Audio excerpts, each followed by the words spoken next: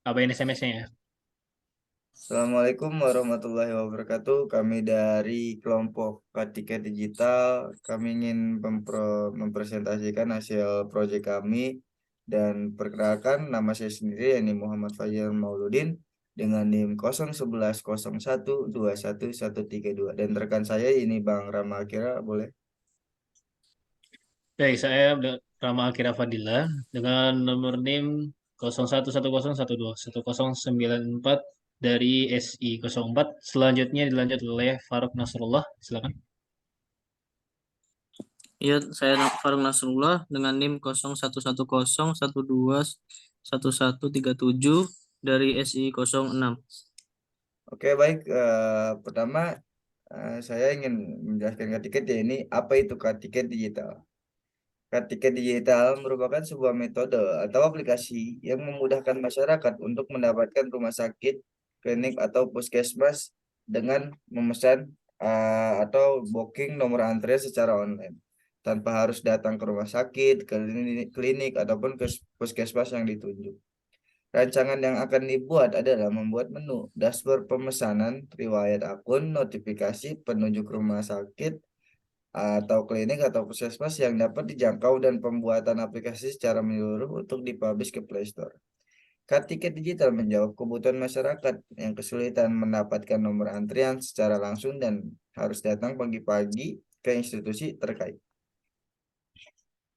Dan selanjutnya ini alasan kami membuat aplikasi tiket digital ini. Menurut data Badan Pusat Statistik tahun 2021, Indonesia memiliki 2.514 rumah sakit umum, 598 rumah sakit khusus, 4.177 puskesmas rawat inap, dan 6.083 puskesmas non rawat inap. Dari berbagai macam-macam instansi kesehatan tersebut, ada yang milik pemerintah dan ada yang milik swasta. Di antara banyaknya data di atas, masyarakat Indonesia ternyata memiliki kecenderungan jika penyakit yang dialami tidak terlalu parah akan berkonsultasi ke klinik atau disebut puskesmas.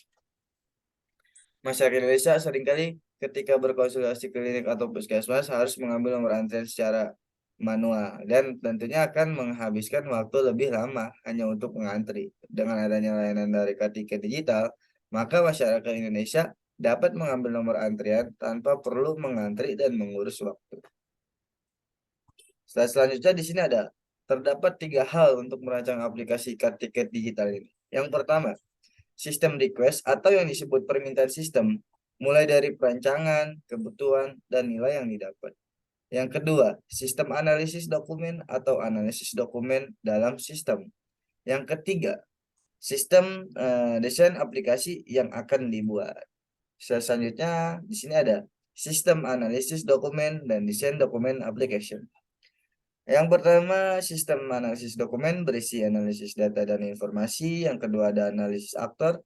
Yang ketiga ada use case diagram, yang keempat ada use case description, yang kelima ada user stories, yang keenam ada activity diagram, yang ketujuh ada class diagram, yang kedelapan ada sequence diagram, yang sembilan ada entity relation diagram, yang 10 ada matrix kewenangan dan informasi.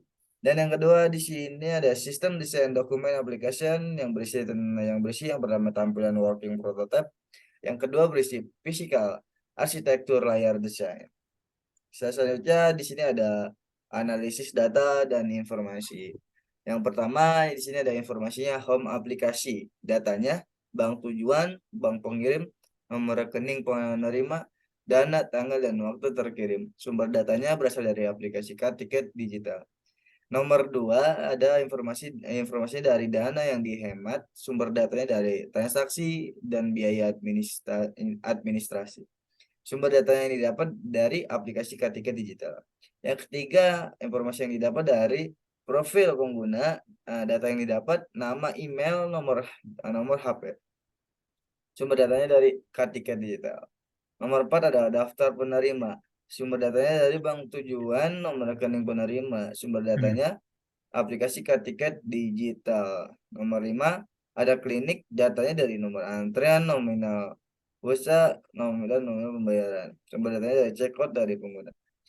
Yang keenam informasinya ini home aplikasi, data bank tujuan, bank pengirim, nomor rekening penerima dana, tanggal, dan waktu terkirim. Sumber datanya berasal dari aplikasi K-Tiket Digital.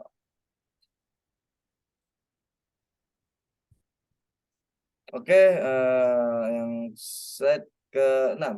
Di sini ada analisis aktor. Nomor pertama ada pengguna. Pengguna merupakan aktor yang telah terverifikasi dan dapat menggunakan layanan K-Tiket Digital untuk melakukan transaksi antar bank.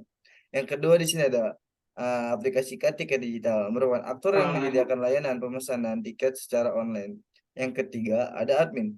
Admin ini berfungsi pemegang hak akses tertinggi yang mengatur pengaturan user dan role serta pengaturan privilege. Oke, selanjutnya akan dijelaskan teman saya yakni kepada saudara Makira. Waktu dan tempat saya persilakan.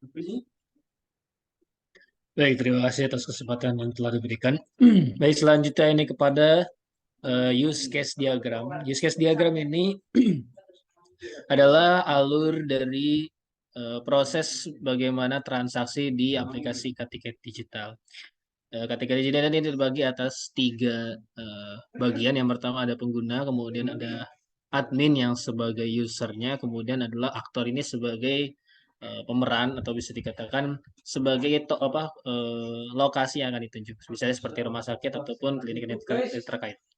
Baik, untuk awalnya adalah dari K-Tiket ini pengguna akan melakukan pemesanan tiket terlebih dahulu, ya, melakukan pemesanan tiket. Setelah melakukan pemesanan tiket, nanti alurnya akan menuju kepada transfer. Jadi ketika ada biaya yang dibebankan kepada pengguna, maka harus mentransfer eh, biayanya terlebih dahulu.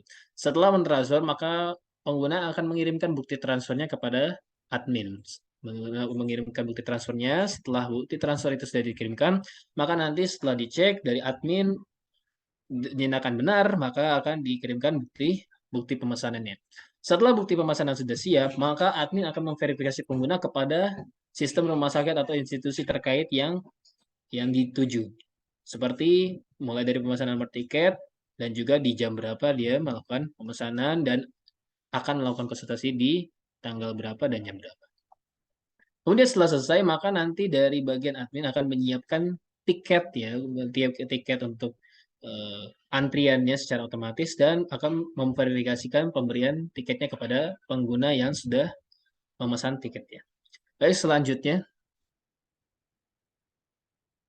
adalah ada activity diagram. Activity diagram ini adalah aktivitas atau bisa dikatakan menggambarkan aktor dan interaksinya dengan sistem.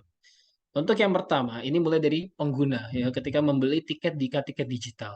Pertama, pengguna melakukan login. Ini sebagai suatu hal yang wajib. Wajib di mana pengguna ketika ingin melakukan pembelian tiket antrian di puskesmas ataupun di klinik secara otomatis atau bisa dibilang tanpa perlu harus datang pagi-pagi atau datang jauh-jauh ke tempat tersebut, maka melakukan login terlebih dahulu untuk memesan tiket secara online.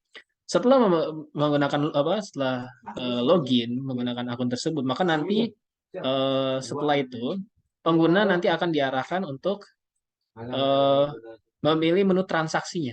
Tapi sebelumnya nanti akan ke beranda dulu, ya ke beranda terlebih dahulu untuk mengecek fitur-fiturnya seperti apa. Nanti ketika itu ada pemesanan, nanti akan memilih menu transaksi. Setelah memilih menu transaksi, nanti akan dibebankan biaya, nanti akan dipilihkan bank. Bisa seperti banknya apa, bisa seperti bank BNI atau segala macamnya. Nanti setelah sudah selesai, maka mereka sudah membayarnya, maka akan nanti bank akan memverifikasikan tersebut. Atau bisa dikatakan untuk meyakinkan bahwa ada uang masuk untuk pemesanan.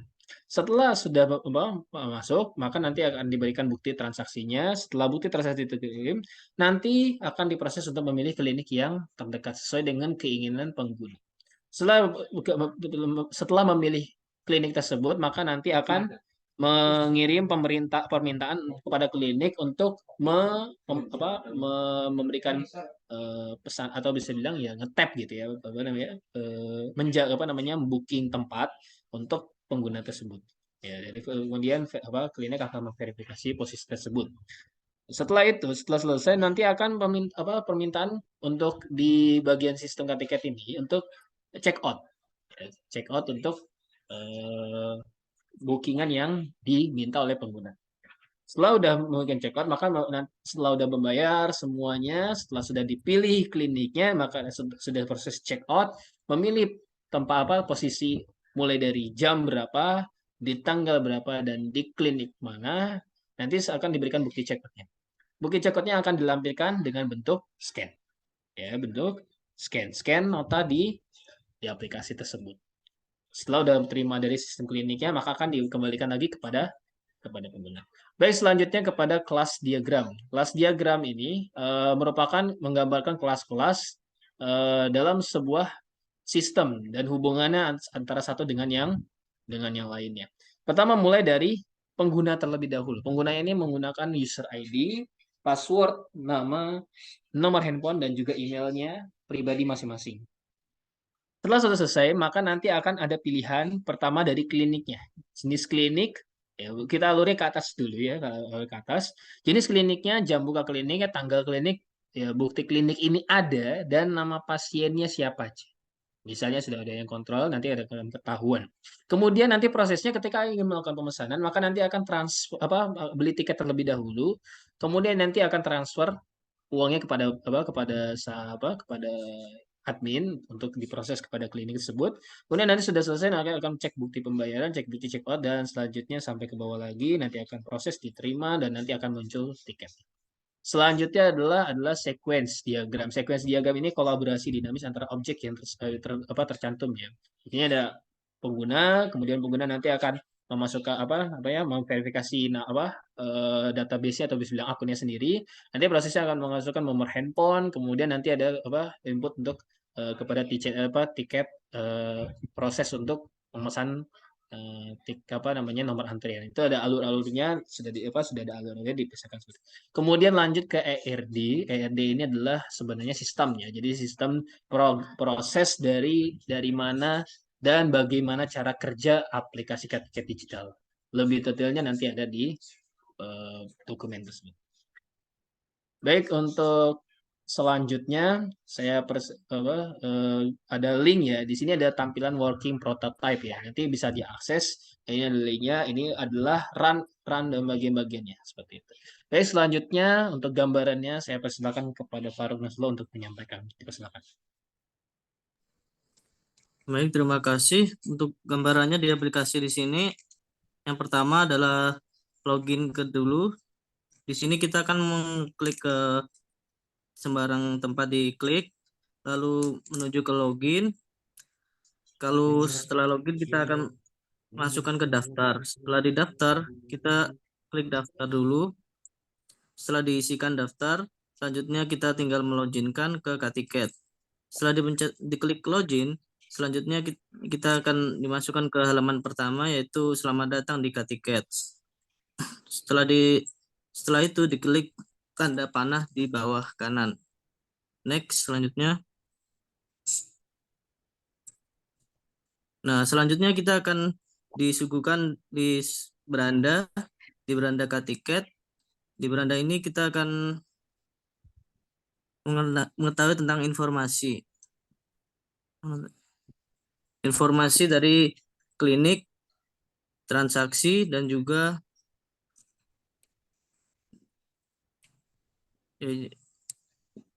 klinik, transaksi, dan juga tentang kami. Nah, setelah itu kami akan diarahkan ke transaksi. Setelah itu ada tulisan BRI, kita pilih transaksi BRI. Setelah masukkan ke BRI, kita akan menuju ke status pesanan, kemudian bukti pembayaran, lalu rincian pesanan. Ya, next.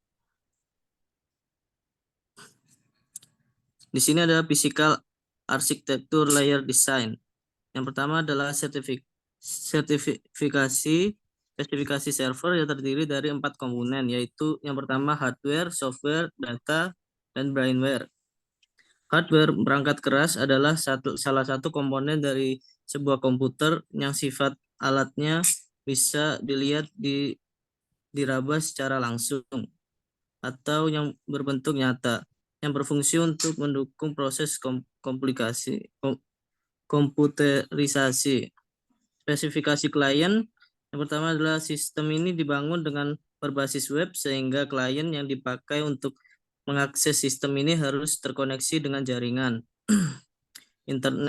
internet maupun internet di big client. Klien tidak memerlukan instalasi aplikasi untuk mengakses sistem selain dengan menggunakan browser.